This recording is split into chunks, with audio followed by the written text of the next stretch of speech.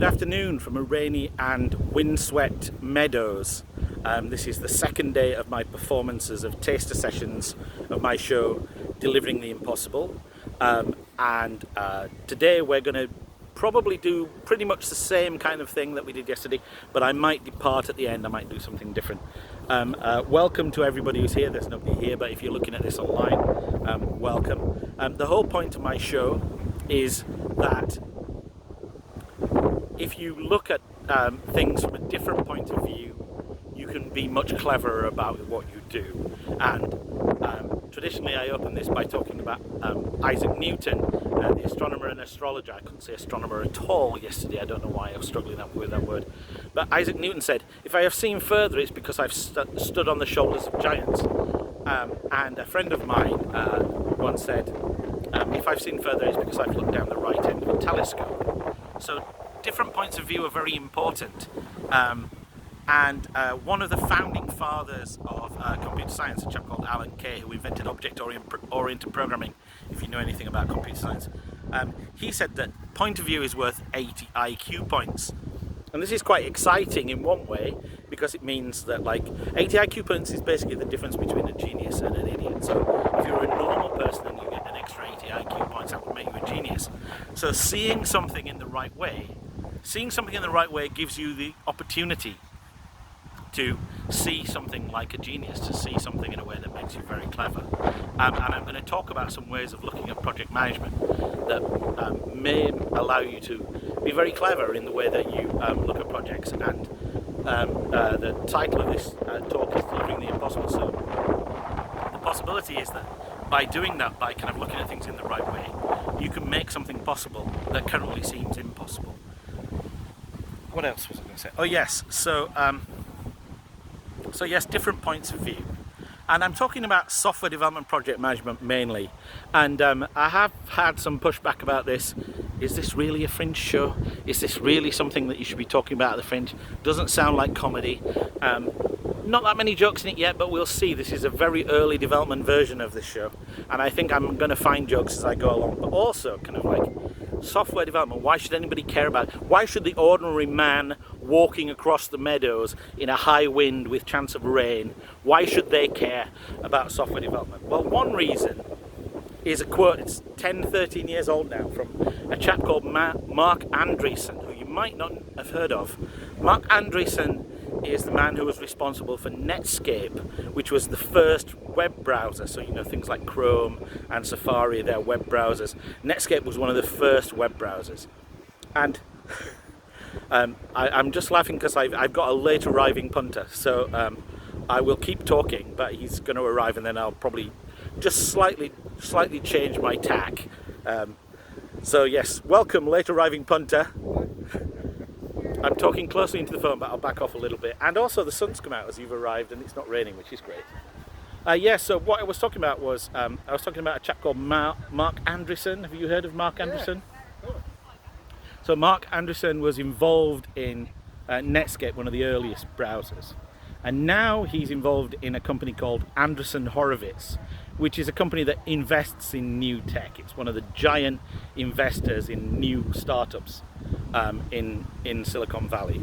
And about 13 years ago, Mark Andreessen wrote a paper where he said, software is eating everything. And what did he mean by software is eating everything? What he meant was that so many parts of our lives now are, if not entirely dependent, then kind of very closely associated with software. So I go to a lot of open mic stand-up comedy.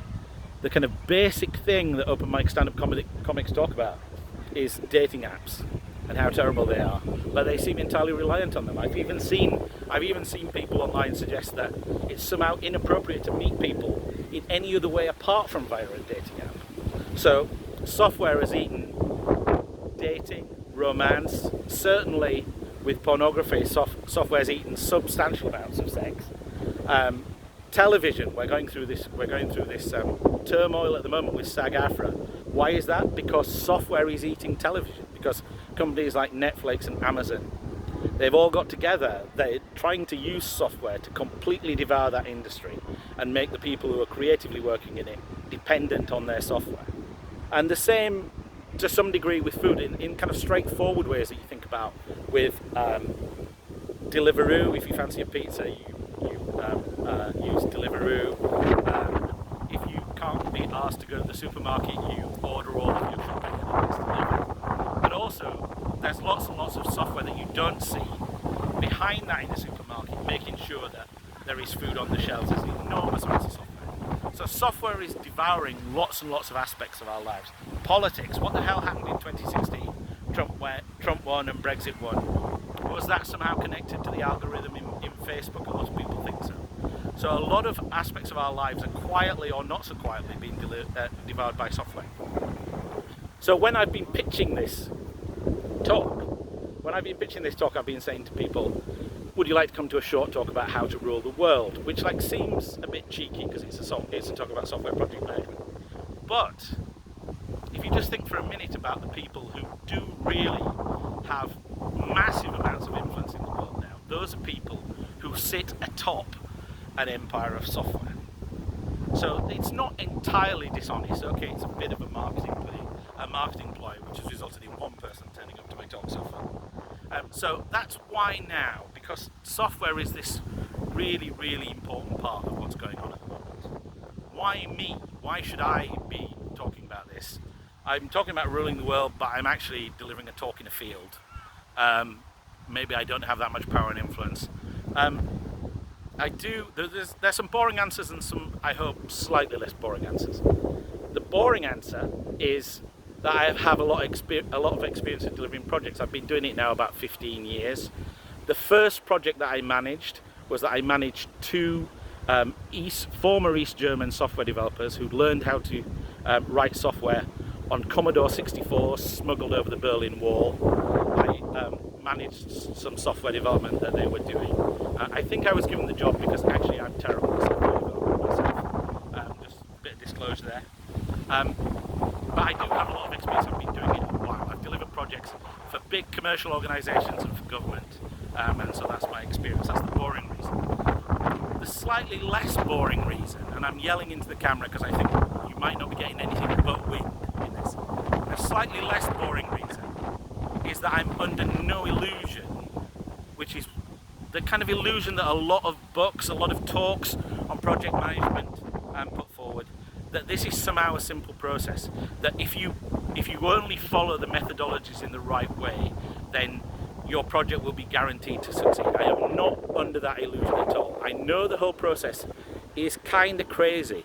It involves, we'll talk about this a bit later, it involves a lot of emotions, it involves a lot of irrationality. It's not necessarily a rational and straight process. And my take on that, I think, is slightly different from other people. So that's why you should be listening to me. If you're interested in delivering projects at all, why you? Why should you come and listen to this talk? Well, there are some obvious bunches of people who should, I think, be interested in this. If you're involved in software development in any way, then I think this will be interesting to you. If you're in an organization and you suddenly realize that organization is going to be dependent on some piece of software, like things like Netflix and Amazon, etc., become dependent on software, then I think you should be interested in this as well, because there are certain aspects of delivering those kinds of projects that are really, really counterintuitive.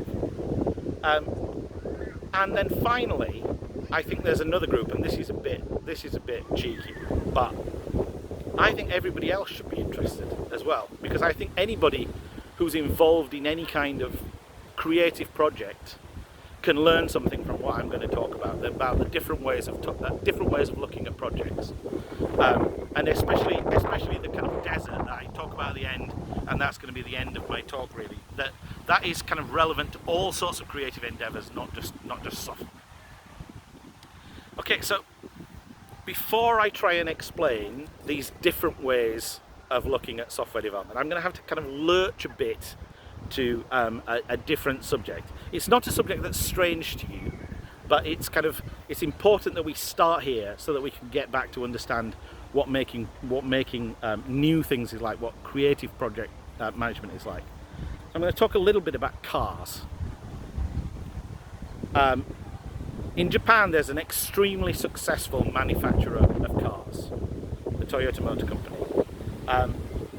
For a time, I don't know if this is still true, but for a time they were the world's largest manufacturer of cars.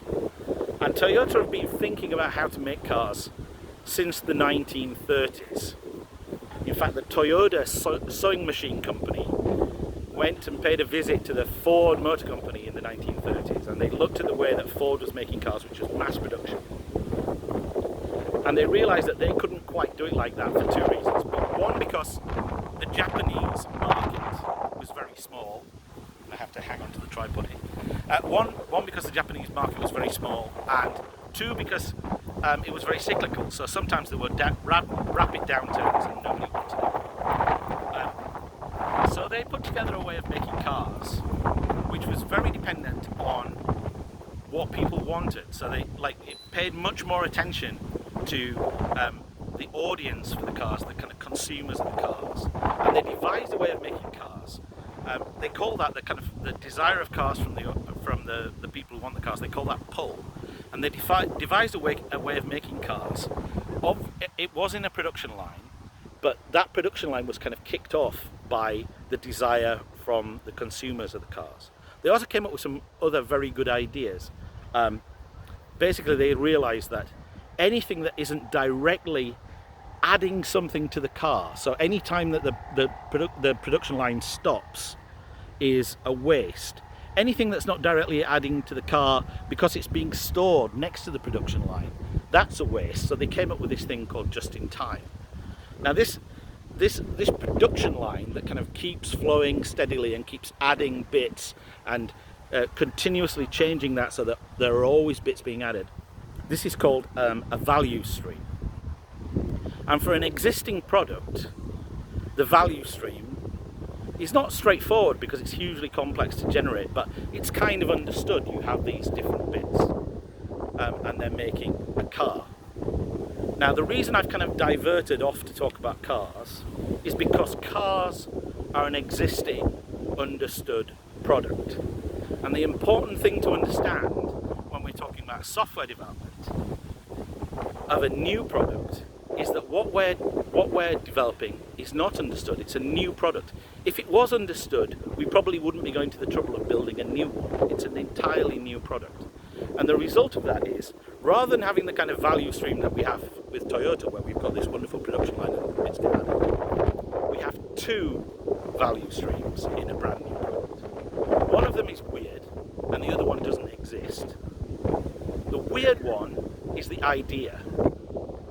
Why is that weird? Because somehow the idea has accrued value. Somebody's stuck bits of value on the idea, and it's got to the point where it's got funded, it's got to the point where it's got organisational support, and somebody's decided that this thing is going to happen. Very often, that is opaque. What has happened to make that idea get funded is opaque. It's not like a production line in Toyota where you can see what's going on. It's hidden. Also, very often, that idea has some language wrapped around it to kind of stop people thinking too much about whether it's valuable. Very often, that is something like all, fast, cheaper, quicker, new technology. It's got some kind of idea wrapped around it that makes it more appealing. And so that's the idea, that's the weird value stream. The other value stream, the one that I said doesn't exist, is kind of like the one that Toyota have spent the last 30 years putting together. But this is for a brand new product, so we don't even know what all the bits for it are. And you remember, Toyota were very interested in the people who wanted the car.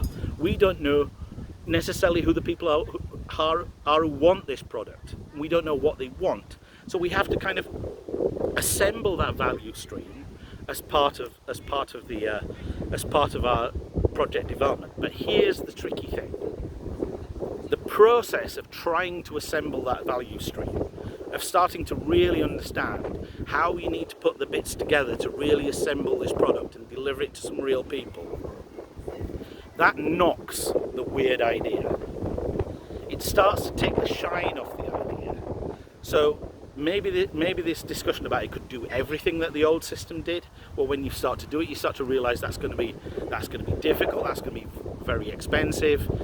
If it's using new technology, you look at the new technology doesn't perform. And The thing that I'm really surprised that nobody talks about when they talk about project management is that this kind of desert between the bright shiny idea and the value stream that needs to be constructed, this can... I'm sorry, I didn't mean to interrupt. No, it's okay, I'm nearly finished, just give us a second. This kind of desert between the two is where you spend most of your time if you're in a project. You spend most of your time in this place where you're trying to construct a value stream without upsetting the people who got the initial idea too much, without upsetting them so much that they go, you know what, we're going to stop this, or they get rid of you, which is like something else. That is the kind of game that you're in when you're doing project management.